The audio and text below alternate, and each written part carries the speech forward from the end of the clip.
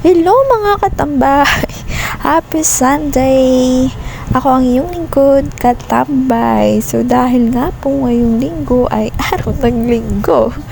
So tambay po tayo ngayon dahil nga po ay walang pasok sa eskwela. Kaya naman, naisipan ho namin ng kapatid ko ngayong araw na pumunta dito sa bukid upang kami na lamang po ang magpakain ng mga alagang hayop ng aming mga magulang dito. Kasi para naman makapagpahinga yung mga magulang namin ngayon, kahit ngayon lang. So, ito lang po yung maaari namin maitulong sa kanila sa ngayon. Kaya, samahan niyo ako sa aking simula sa pag-vlog mga katambay. So, ayan nga po, andito po kami ngayon sa bukid at nagpakain ng mga alagang manok nila nanay at tatay. So, next ay pupuntahan po namin yung Kalabaw para mailipat doon sa medyo madami namang damo para mabusog po sila.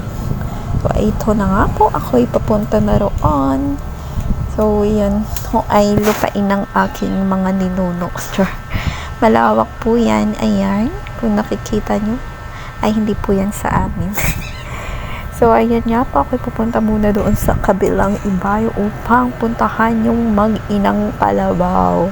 Mga katambay, dito pala po kami dati natira sa bukid na po ito. So, puro na po siya damo ngayon. Anuhan na lamang siya ng kopra at puro mga puno ng lamang po. At andun banda sa unahan yung Kalabaw din.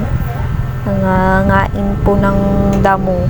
So, nainitan na po sila dyan. Kaya, ililipat ko po sila doon banta sa mga medyo naman natatakpan yung araw.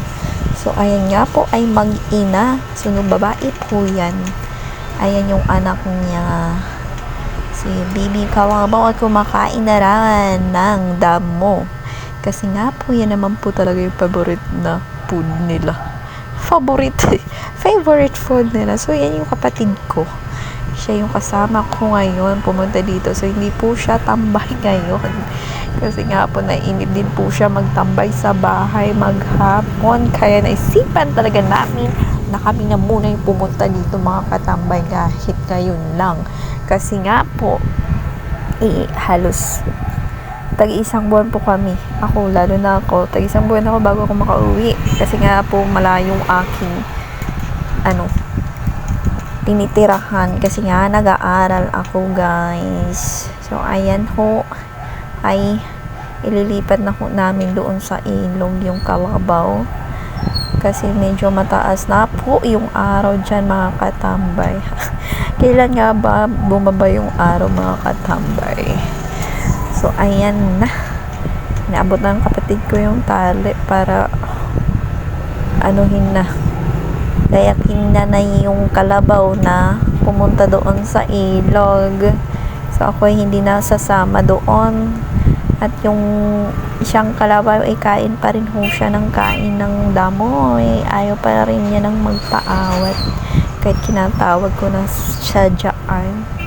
Sa mga katambay, sana supportahan niyo po ang aking page.